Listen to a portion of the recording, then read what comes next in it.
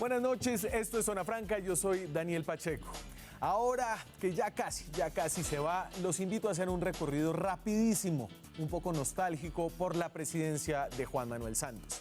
Apenas llegó, acuérdense, por allá en el año 2010, hace casi exactamente 8 años, Juan Manuel Santos empezó a hacer amigos insospechados. Él ha dicho antier que yo soy su nuevo mejor amigo. Digo lo mismo, el presidente Santos es mi nuevo mejor amigo. Mi nuevo mejor amigo. Esos nuevos amigos de barrio abrieron un mundo de posibilidades nuevas para el gobierno, incluyendo el del proceso de paz con las FARC. Al mismo tiempo, en casa generaron una dura confrontación con quien había sido el mentor, el primer impulsor de la candidatura de Santos a la presidencia de la República. El problema no es que Santos me traicionó a mí, el problema es que el país va muy mal.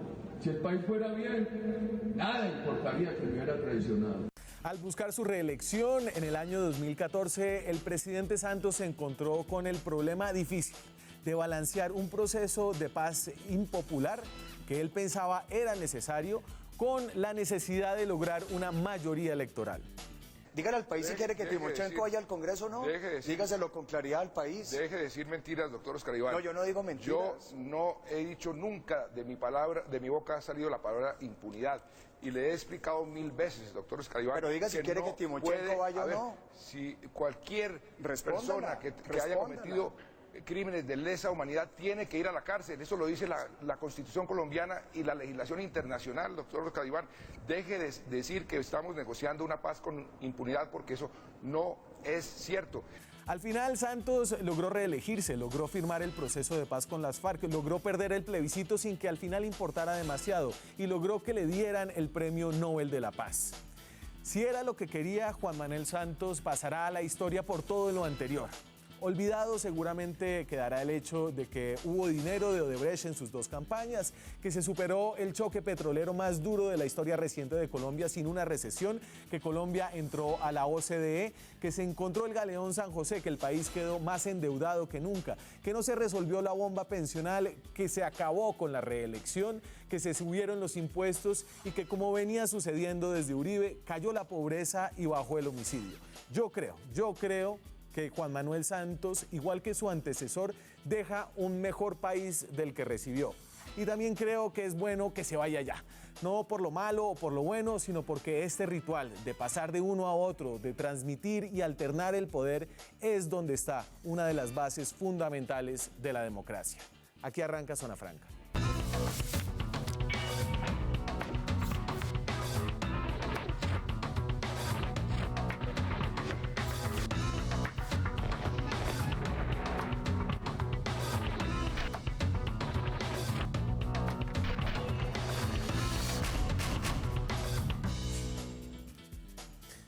Y para este balance de lo que han sido estos 8 años de Juan Manuel Santos, un balance político más que de cifras, me acompañan esta noche 3 personas que han trabajado todos con Juan Manuel Santos en distintas calidades. El senador José Obdulio Gaviria lo hizo, me imagino, mientras estaba en la Casa de Nariño durante el último gobierno de Álvaro Uribe, y Juan Manuel Santos era el ministro de Defensa.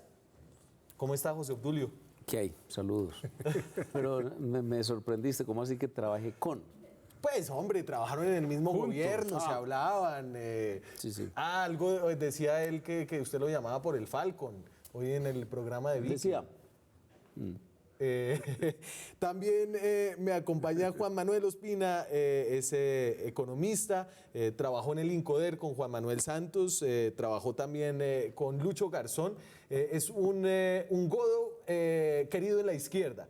Esa es una buena descripción, Juan Manuel, para su particularidad. Sí. ¿Qué más? Sí, soy como centro, sí. Centro. Y Luis Guillermo Vélez es actualmente director de la Agencia Jurídica del Estado, es decir, trabaja actualmente con el presidente Santos. Así es. Y de pronto trabajará también con el presidente Duque. Uno nunca sabe. Por ahora estamos en la agencia aquí haciendo el trabajo que toca hacer. Oiga, lo de Odebrecht, ¿esa vaina es seria? ¿Hay que pararle bolas o no? Por supuesto, es una notificación de arbitraje que ha presentado esta compañía brasilera y que pues hay que tomar muy en serio porque esos arbitrajes son muy complicados. Una demanda de 3 billones de pesos que hace Odebrecht en España por daños causados aquí en Colombia. Las pretensiones que alegan ellos suman ese valor, 3.8 billones de pesos, una cifra realmente exorbitante. Le cuento una cosa de Odebrecht. Sí, señor. El único país donde estaba presente Odebrecht, donde no había un acuerdo, es Colombia. No sé si sabías eso. En los demás ya ha habido, diéramos, como una especie de sincerada, es cuento absoluto. Entonces, ¿sabe qué decidieron? Se fueron para Estados Unidos y contaron todo. Ese va a ser un tema muy interesante para ustedes, los periodistas, y para nosotros, en el caso mío, miembro de la Comisión de Instrucción del Senado, en los próximos meses. Bueno, pero pues pero sí sabemos que le dieron plata a Santos, no, pero a Oscar Iván Zuluaga. Toda la historia. Toda la historia. Completa. O sea, no para en Gabriel García.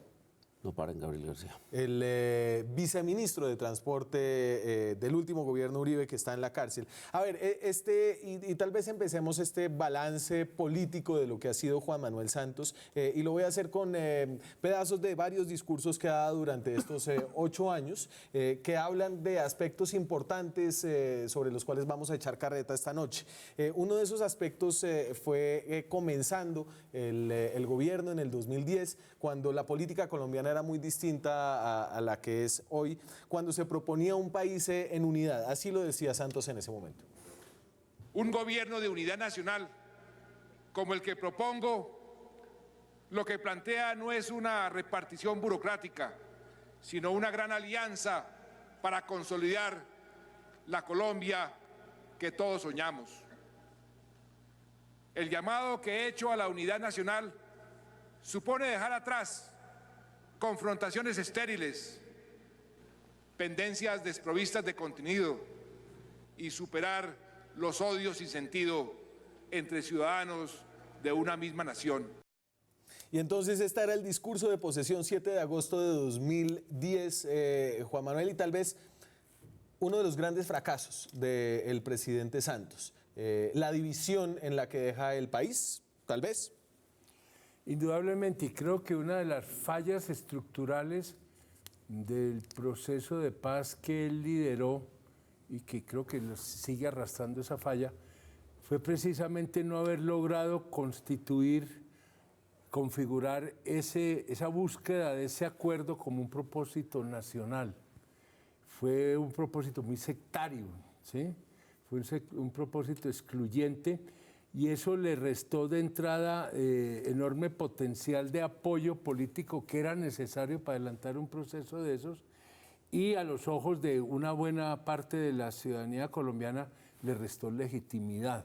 Ojalá el presidente Santos hubiera aplicado esa filosofía cuando planteó el inicio del proceso de negociación.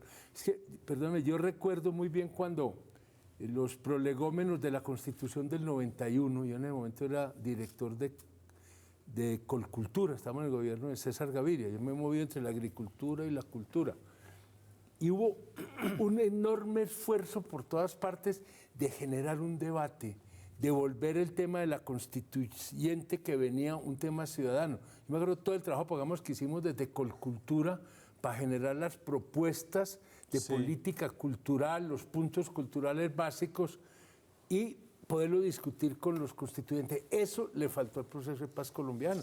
Aquí los ciudadanos nunca tuvieron presencia y era una negociación lejana, misteriosa, sospechosa, que impidió que fuese un propósito nacional. Claro, pero al mismo tiempo la falta de unidad tiene que ver con el surgimiento de una oposición fuerte, tal vez por primera vez en mucho tiempo acá en Colombia, que hizo el Centro Democrático, y esa oposición en principio no está mal, ¿o sí? No, creo que no. Esto de la unidad nacional hay que verlo como en varios niveles. Un nivel es el nivel propiamente político, donde la unidad nacional funcionó muy bien. Había un pacto político de apoyo al gobierno, y ese pacto político duró 8 años, realmente, y permitió que el gobierno pues gobernara. También se dio una diferencia, una disparidad política. que creo que es sana en una democracia. Sí. En Colombia todavía tiene rezagos del Frente Nacional, donde habíamos acabado con la política, estamos volviendo nuevamente a la actividad política. De pronto un poco más agria de lo que uno quisiera, un poco más fuerte de lo que uno quisiera, más contenciosa de lo que debería ser, pero sin embargo creo que es positivo que se dé, digamos, diferencia política entre, por ejemplo, el centro y la derecha, el centro y la izquierda, entre la izquierda y la derecha. Creo que eso en últimas es sano, y si se logra encauzar apropiadamente de aquí para adelante, creo que puede ser muy importante para nuestra democracia. Sobre esa promesa incumplida de unidad que dice No, hombre, senador. es risible. Es que ese discurso de unidad nacional quedó reducido a lo siguiente: un pacto de ñoños y musas. Un incremento absurdo de la burocracia estatal, un incremento absurdo de la contratación, del gasto. ¿Sabe cuánto gastaba por año Uribe en gastos propios de la Casa de Nariño? 270 millones. Póngale en cuánto va ahora. ¿Cuánto? 41.000. Esa es la diferencia. Y la unidad nacional fue el despilfarro y fue el déficit fiscal. Y entonces vino también la reforma tributaria y vino el IVA con 3% más. Hay países que tienen de IVA el 3% y nosotros lo aumentamos para un solo periodo. Y a ver, usted señala esa paradoja que hay entre un gobierno falto de popularidad. O sea, la unidad nacional de Santos es ñoños y musas. Claro, y entonces déjeme, yo le pongo este otro y digamos, este pedazo del discurso que da el 20 de julio en la posesión del Congreso que tendrá el presidente suyo, Iván Duque. Habla un poco de ese sacrificio de la popularidad. Y lo dije hace un año y lo repito hoy, a puertas de regresar a mi condición de ciudadano raso. La popularidad, esa caricia efímera para la vanidad, la sacrifiqué gustoso y la volvería a sacrificar a cambio de una sola de esas vidas salvadas. Popularidad, una caricia efímera de la vanidad, una caricia efímera, Juan Manuel, que sin embargo da gobernabilidad, permite tener, digamos que un apoyo importante frente al hambre de esas burocracias políticas que existen en Colombia y que el presidente no tuvo. Sí, a ver, yo comparto con él, hay un punto. Y es que yo creo que la popularidad de un gobernante hay que saberla emplear, ¿cierto? No es para atesorarlas, y saberla emplear, saberla aplicar. Y la acción de gobernar tiene momentos en que usted tiene que hacer un desgaste de popularidad grande, ¿sí? Sería muy grave un gobernante que estuviese solamente cuidando su popularidad y su imagen. Y en ese sentido, pues yo creo que el presidente Santos, y en eso fue reiterativo a lo largo de los 8 años. Yo recuerdo sobre todo en los comienzos que me tocó como gerente del INCODER, él insistía mucho de que estaba dispuesto a sacrificar toda su popularidad en aras de poder lograr el acuerdo de paz. Yo creo que él ahí sí tenía una cosa muy clara y sabía que se iba a jugar una cuestión de fondo compleja y estaba dispuesta a jugársela. Se la jugó bien, ese es otro punto, pero que se la jugó, y el que le niegue eso, pues yo creo que sí no está entendiendo la realidad colombiana. Sí, la popularidad, Daniel, es un cuchillo que corta para ambos lados. O sea, la popularidad es para gastarla, sin duda alguna, en cosas importantes, como lo hizo el presidente Santos, pero también sin popularidad gobernar es más difícil. Entonces, obviamente, hay ahí como otro aspecto. Sin embargo, si uno mira la historia de Colombia, por lo menos la del siglo XX, encuentra uno que los presidentes más importantes de todo el siglo, por ejemplo, Alfonso López Pumarejo, es un presidente que se reconoce como el mejor del siglo XX colombiano, que sin embargo era tremendamente impopular. Tan impopular era que pues, no acabó el mandato, el segundo mandato.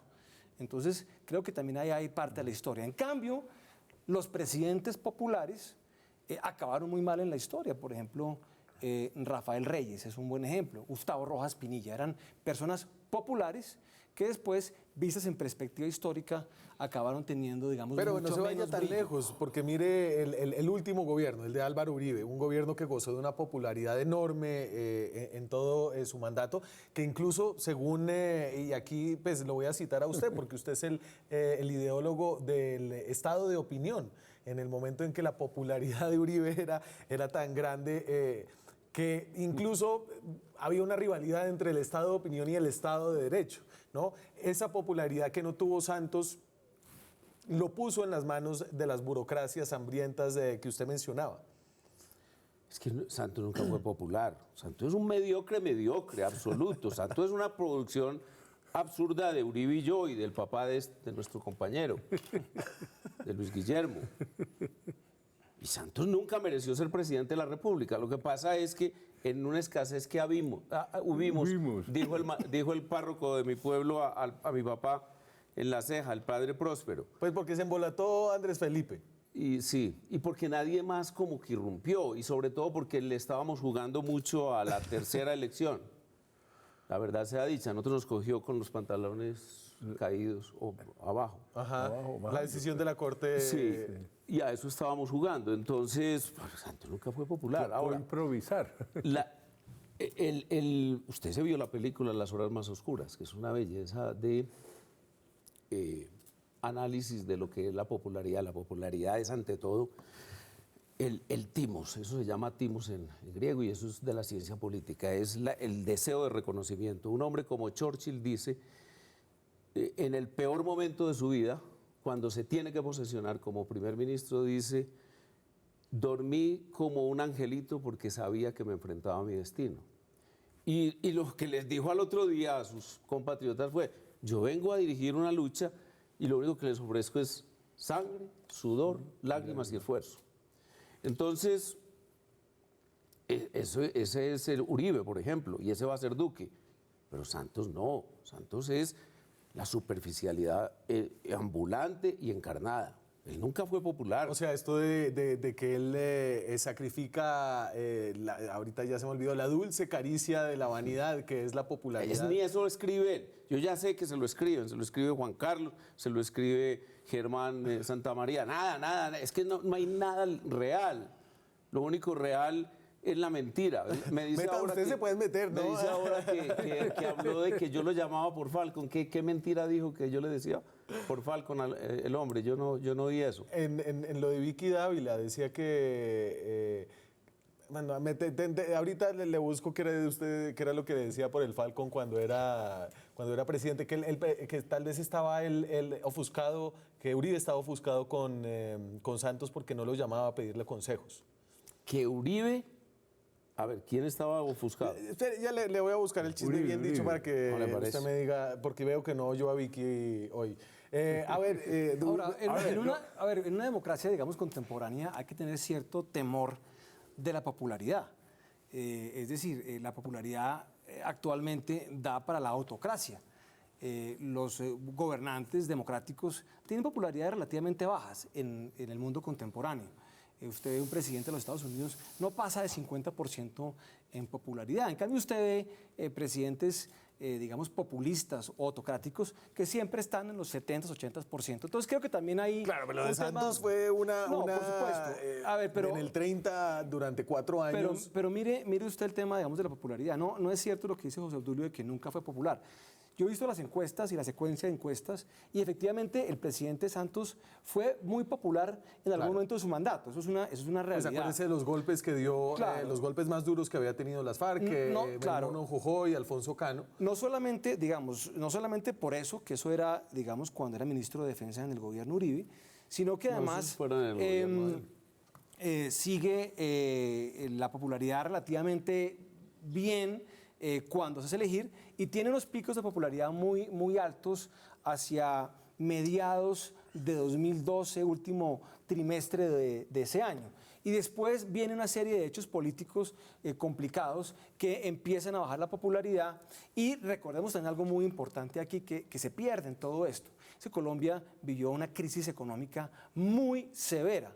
Lo que pasa es que, creo yo, se logró amortiguar adecuadamente y no fue todo lo grave que había haber sido. Entonces, eso afectó mucho los indicadores económicos y sin duda alguna afectó el ambiente que había frente al gobierno. A ver, entonces, yo creo que ahí, no, es un minutico, yo creo que ahí Santos le dio al país y le dio al presidente Uribe una sorpresa al comienzo, una sorpresa que le reportó una relativamente grande popularidad, que fue su voluntad de buscar la salida negociada del conflicto armado. Ese ha sido siempre una constante de un deseo un poco abstracto, si se quiere, de la opinión colombiana de que se buscase una salida negociada del conflicto armado. Y era lo lógico en ese momento. Era lo lógico. Y ahí encajó perfectamente la propuesta de Santos con la expectativa ciudadana. Sí. Y cuando encajan, pues obviamente la popularidad sube. Tuvo popularidades cercanas al 60%. 70, inclusive. Sube hasta el 70%. ¿Sí? Mientras que estuvo la euforia del proceso de paz, antes de que esto empezara a entrar en esta situación tan compleja que desemboca en la firma del proceso de paz, pero ya muy sin apoyo ciudadano. Es que ese es el punto. Eso acabó un proceso muy solitario. Yo no tengo los datos, yo no lo confieso, pero yo no recuerdo ningún momento de euforia. Hombre, es que... No lo recuerdo, entonces tengo muy mala memoria. No, eso sí, no, a las FARC al principio. No, estamos hablando... estamos hablando era pura inercia del gobierno de Uribe. No, yo estoy hablando del primer año del gobierno Santos. No, sí se dieron un par de años de popularidad. Pero un par de años de 8. Y se creyó en el proceso de paz. Me voy a la pausa. En minutos regresamos con este balance de los 8 años de Juan Manuel Santos en el poder. Ya volvemos. Seguimos en Zona Franca, son las 9:25 de la noche. Estamos en directo desde Bogotá haciendo un balance político de la presidencia de Juan Manuel Santos. Yo le hablaba de un tuit hoy que salió, una mención que salió suya de parte del presidente Santos en el programa de Vicky Dávila de la W. Y aquí estaba yo hablando carreta porque era otra cosa. Dice, José Obdulio me llamó una vez por el Falcon a decirme, mire, hay que hacerle inteligencia a Piedad Córdoba. Y yo dije, por ningún motivo, es que yo no estoy para eso. Y lo paré tan duro que nunca me volvió a preguntar. Juan Manuel Santos, La Guerra por la Paz en la W, este documental radial de Vicky Dávila. Mentiras, absolutamente mentiras. Es que, ¿cómo le ocurre decir eso? Entre otras cosas, no es sino hacer reconstrucción del escenario. Sí. ¿Cierto? El presidente, por ejemplo, Santos, el presidente actual, lo iba a echar Uribe en cierto momento. Y me llamó a mí Julio Sánchez Cristo, él tiene muy buena memoria y recordará. José Obdulio, deme el nuevo nombre del ministro de Defensa. Tan evidente era que había que echarlo. Y ahora le digo por qué. Y entonces le dije yo, bueno, le voy a dar 3 nombres. Primero, Juan Manuel Santos. El segundo, Juan Manuel Santos. El tercero, Juan Manuel Santos. Es decir, yo me impuse que el presidente tomara la cosa con tranquilidad. ¿Por qué? Porque se fue a disociar en Washington, en aquel famoso centro de pensamiento que se llama... ¿El Diálogo? Diálogo Interamericano, y a ponernos en guerra con Chávez, pero así en guerra con Chávez. Y entonces Uribe iba a reaccionar. Y yo le dije, yo creo... ¿Usted le salvó el puesto a Santos? Y la relación era permanente, ojalá viviera Luis Guillermo. Es que el hombre iba diariamente a mi oficina a pedir cacao y línea. Inclusive, yo recuerdo muy bien una discusión que tuve, porque hay testigos. Uno perseguido por el fiscal, que dijo, fiscal, ¿usted hasta cuándo va a mantener persiguiendo a Luis Carlos Restrepo? Un hombre probo, un hombre bien decente como él, y por ahí viviendo como un paria y como un asilado político, simple y llanamente porque Juan Manuel Santos decidió perseguirlo y un fiscal que se llamaba Montealegre hacerle la segunda. Bueno, entonces, con Juan Manuel Santos, nosotros mantuvimos una actitud casi de protección. Llega Luis Carlos Restrepo a mi oficina y me dice, José Obdulio, usted está hablando de que el hombre que debe reemplazar al presidente Uribe, ya luego de la sentencia, es Juan Manuel Santos. Yo le digo, bueno, pero ¿y quién más? Y prácticamente me quería era pegar. Me dijo, pero usted no sabe la catadura de traidor del señor Juan Manuel Santos y comenzó a contarme cosas. La verdad es que Juan Manuel Santos fue una excrescencia del gobierno de Uribe, lamentable. Nosotros lo elegimos, traicionó completamente nuestra doctrina política y nuestro pensamiento, y ahí están las consecuencias. Pero y yo ahí, es decir, más allá de la excrescencia, que creo que es un término que solo usted ha usado en este programa, uno siente que aquí hay una pelea que es profunda, pero es una pelea entre personas más que entre ideologías. No. Mire, Daniel, le digo Nunca. una cosa. Dentro de 50 años, cuando se mire la historia de Colombia y se vea este periodo de la historia, se va a ver como un periodo de continuidad. El presidente Santos va a entregar un país mejor que el que había en el año 2010. Y en 2010 se entregó un país mejor que el que había en el 2002. Es decir, se da, y creo yo que los historiadores lo van a ver, más allá de la disputa de la coyuntura política actual, que es muy dura, que es muy álgida, que es muy sentida y muy pasional, se va a ver una continuidad en políticas públicas muy, muy extensa, que han llevado, en mi opinión, a lo que usted está planteando. Somos ahora un país normal, o por lo menos un país más normal que lo que éramos antes. Y es una secuencia de progreso, y creo que, sin duda alguna, se ha venido edificando una cosa sobre la otra. Creo que históricamente se va a ver muchísima menor ruptura entre el gobierno del presidente Álvaro Uribe y el gobierno del presidente Santos de lo que se está viendo en este momento. Pasional y hasta escatológica. Sin duda. Pero es que excrescencia no es escatológica. ¿No? No, está equivocado. Estamos hablando el diccionario, Daniel. De inflamación. Que sale. Sí, pus. Pero puede ser, de otro lado. Usted hablaba del país normal, yo le pongo el pedazo del país normal. Este ha sido un concepto reiterativo en esta presidencia y hay que preguntarse si hoy sí somos un país más normal de lo que éramos antes o somos finalmente un país normal porque antes éramos anormales. Juan Manuel Santos, ¿qué dice? Si se persiste en la pretensión de cambiar puntos sustanciales del acuerdo, se corre el riesgo de ahí sí hacer trizas la gobernabilidad y malgastar el tiempo de este Congreso en el empeño inútil de cambiar el pasado.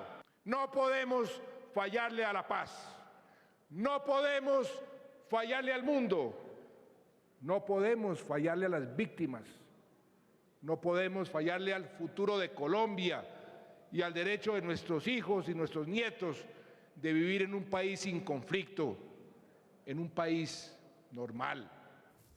Y es que no parecía en principio una gran aspiración volverse un país normal. Digamos, yo no me imagino un político en campaña diciendo, yo, colombianos, les traeré la normalidad. Pero para un país de circunstancias extraordinarias como este, eso es decir algo y es decir algo que usted cree que logró, Juan Manuel. A ver, yo antes quisiera, perdóname, Sí, señor, claro. 30 segundos para atrás en lo que estaba diciendo Luis Guillermo ahora.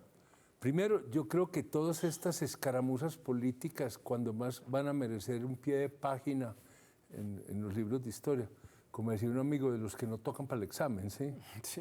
Porque la sustancia va por otro lado, ¿sí?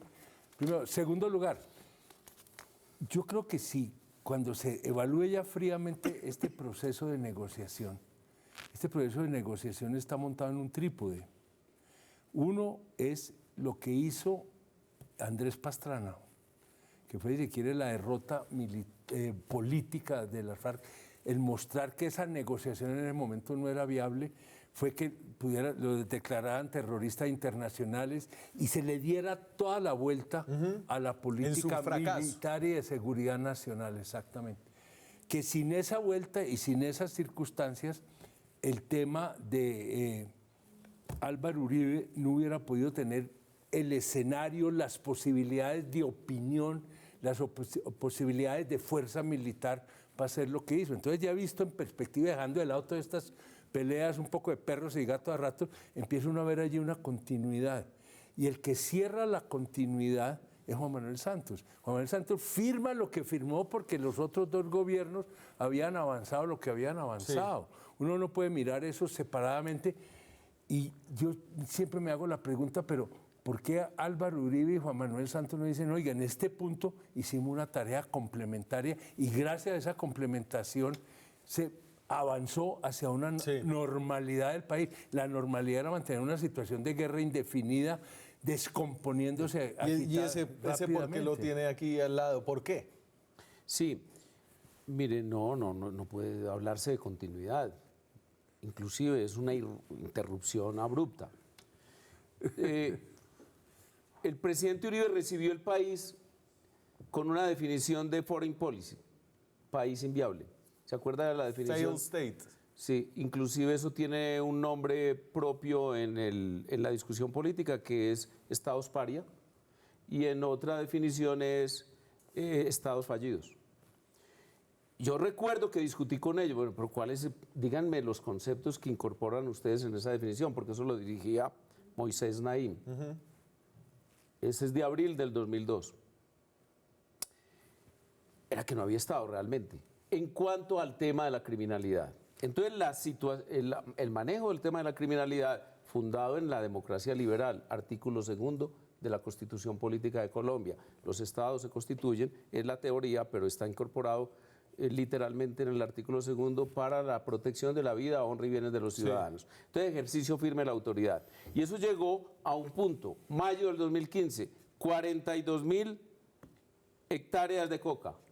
Es que la coca no es un asunto menor para la historia de Colombia, porque mueve toda la actividad criminal, pero además se mete en el sector financiero, incorpora elementos de comportamiento de las comunidades, etc. Es decir, ¿usted cree que hoy estamos otra vez cerca de ser un Estado final fracasado? Que fue en mayo de 2015 produjo un incremento tal que hoy estamos en 220.000. Por eso, Duque, que ahí sí, ¿sabe cómo le va a tocar decir Duque? Como si él introyectara el espíritu de Uribe, se sentara en el solio de Bolívar, como dicen ahora, y diga, bueno, como decíamos ayer, le toca salir para Tumaco, para Catatumbo y para San Andrés, a recuperar los escenarios del 2002. Bueno, el hecho de que seamos un país normal no quiere decir que seamos un país sin problemas. Pues por supuesto que hay problemas más de los que quisiéramos, sin duda alguna, pero el presidente Duque no va a recibir un Estado fallido. Creo que estamos muy, muy lejos de eso. Y también lo que hay que reconocer acá en todo esto es que el proceso de paz iniciado por el presidente Santos, que concluyó con el fin de las FARC, porque las FARC ya no existen como lo que eran antes, un grupo guerrillero con una amenaza estratégica al Estado colombiano. Eso ya no existe. Eso no hubiera sido posible sin una ofensiva militar muy seria que se dio durante casi 8 años, muy seria, que le partió el espinazo a esa guerrilla. Entonces, creo que el costo marginal de haber continuado esa confrontación no daba para el beneficio marginal que hubiera podido establecerse. Que ir a la pausa. De continuar con la guerra. Creo que era muy importante haber cambiado la página y haber logrado lo que se logró. Y me voy a la pausa, seguimos en esta discusión. Tenemos el sondeo en Twitter. Pueden participar en nuestro sondeo de hoy. Estamos en directo, los resultados ahora. Francamente, el país que deja Juan Manuel Santos es mejor al que recibió. Si no, lo dejó igual. Ya regresamos. Seguimos en Zona Franca, son las 9:40 de la noche. Veníamos hablando, ustedes estaban pidiendo la palabra, veníamos hablando de si esto es un país normal o no es un país normal. Y de qué nos hace anormales hoy en día, como las 140.000 son, según las Naciones Unidas, según el CIMSI. ¿A usted le gusta la medida gringa? La medida gringa. Que es la más alta. Las Naciones Unidas todavía no han dado la cifra oficial. La de 2016. No, es que estamos hablando del 2016, estaba comenzando el proceso de la nueva política, que era la política cocalera. Santos es un presidente cocalero, no es Evo, es él. Y hablábamos de su gusto por las hipérboles también en la pausa. Pero yo estaba pensando esto, cuando se habla de que es un país sin FARC, la verdad es que no hay tal. Y ahí no pretendo desconocer que yo me siento al frente de un viejo barrigón igual que yo, que es de las FARC, en la Comisión Primera. ¿Cómo es que se llama? El señor Lozada, el senador Lozada. El senador Gallo. Claro. El que mandó tumbar el Nogal, que no pudo hacerlo. Entonces, yo no creo que las FARC no existan. Yo sí creo es que hay unas reconversiones. Por ejemplo, Las 220.000 hectáreas, casi todas son de las FARC, pero no de los viejos barrigones, sino de los que están allá en Estados Unidos, extraditados, del otro que está por ahí en Caquetá, y sobre todo de los jóvenes, de los guachos. ¿Guachos? Sí, guacho. Sí. Pero además en nuevas alianzas, sobre todo con el ELN y sobre todo con los carteles más fuertes, el de Urabá y los comercializadores de Y es que México. esto es toda una paradoja. Mire lo que dice Juan Manuel Santos, le dedica un pedazo en el discurso más importante de su vida, que es el discurso que da cuando recibe el premio Nobel, sobre el tema de la política de drogas. La forma como se está adelantando la guerra contra las drogas es igual o incluso más dañina que todas las guerras juntas que hoy se libran en el mundo. Y es hora de cambiar nuestra estrategia. Y Juan Manuel, y esta fue tal vez una de las insistencias más grandes y las audacias en el plano internacional más grandes de Santos, el cuestionamiento a la forma en que se libraba la guerra contra las drogas. Pero no sale bien, o al menos no deja unos resultados con los que pueda salir a la Comisión Global de Drogas a llamar a Barack Obama y a Kofi Annan. Sí, yo creo que esos son mensajes de pronto que no tienen la fuerza suficiente para generar hechos que son muy complejos, porque detrás de esto está el grito que no es solo de Santos, sino de muchos sectores en el mundo, casi que excepto el gobierno norteamericano, de reconocer el fracaso de la guerra de las drogas y que hay que buscar otra salida. Él no estaba diciendo cosa distinta a eso, ¿cierto?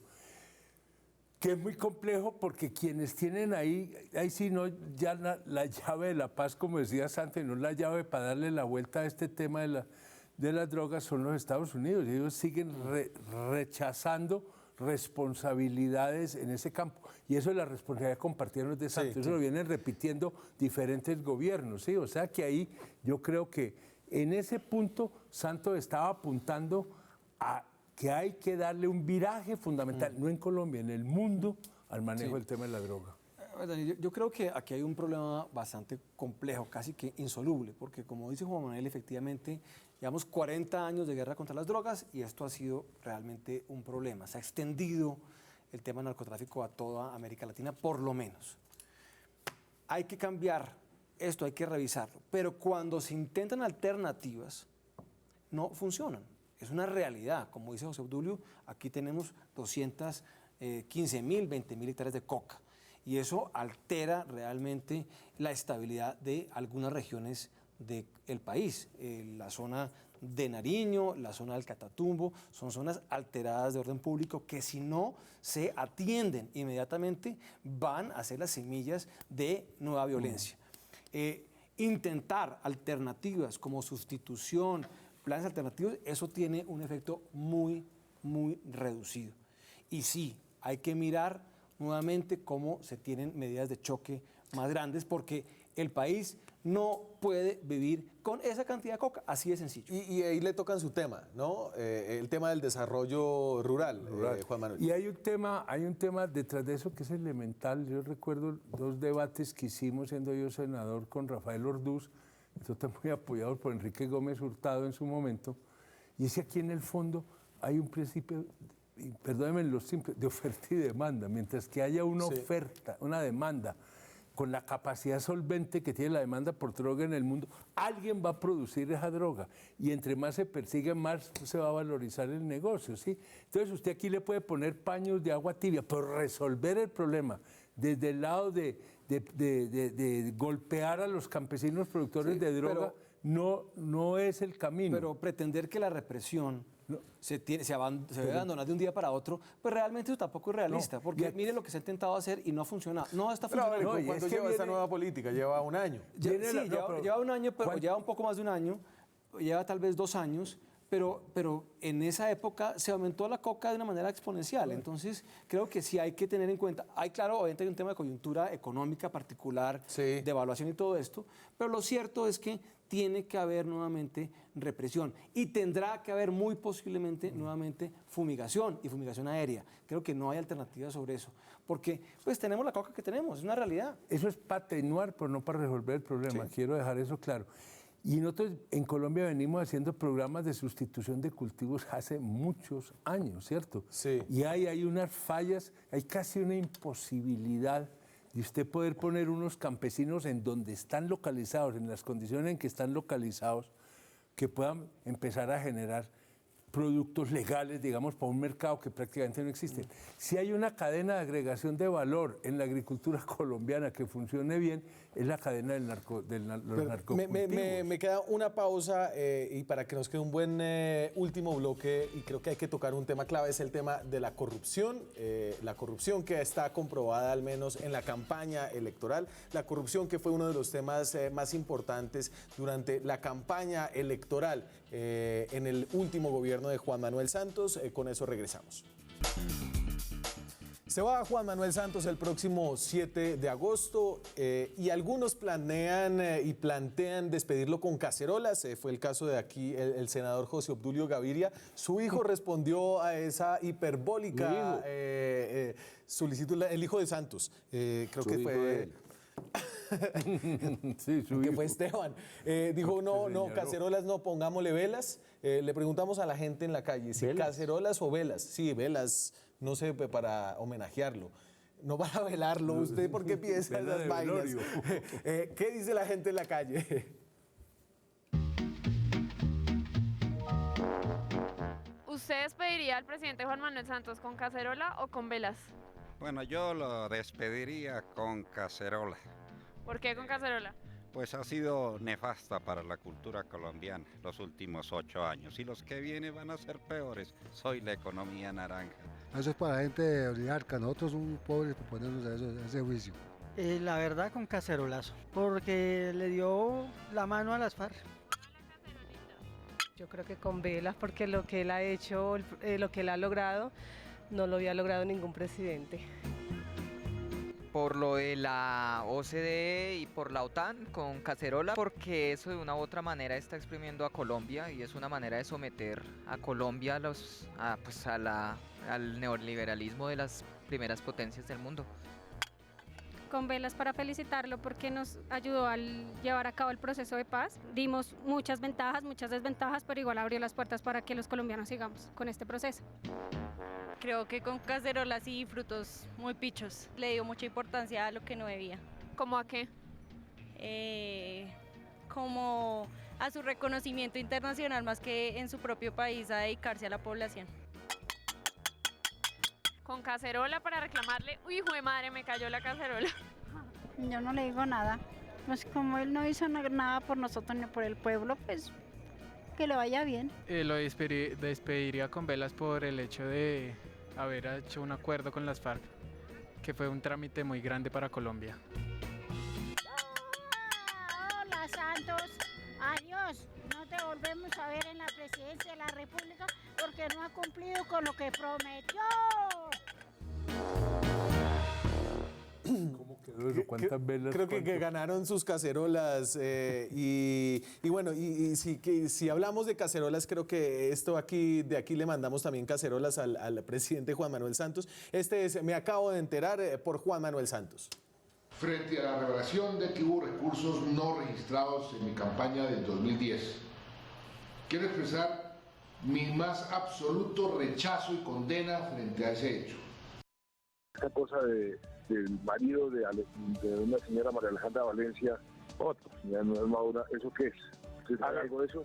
Sí, yo sé algo de eso. Esa fue una operación. Yo llegué a la campaña en abril y lo que yo sé es que hubo una reunión donde estuvieron Juan Claudio Morales, Orlando Sarri, Consuelo Caldas, con José Dardo Zambrano y con Luis Bueno, que era el presidente de Odebrecht, y convinieron un aporte para la campaña en especie. ¿Eso en qué año? Y pido excusas a los colombianos por este hecho bochornoso, que nunca ha debido suceder y del que me acabo de enterar.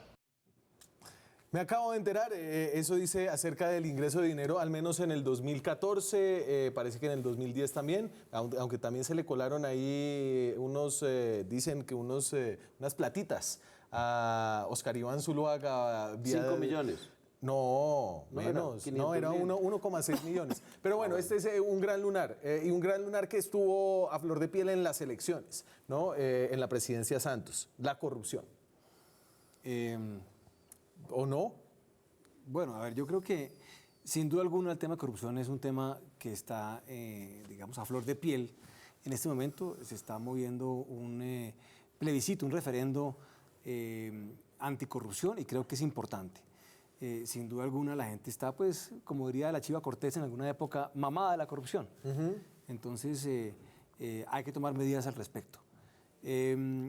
Ahora, es un tema también institucional muy complejo, particularmente en las regiones. Yo creo que cuando se habla de corrupción hay que también ser mucho más estrictos en saber exactamente en dónde están los problemas.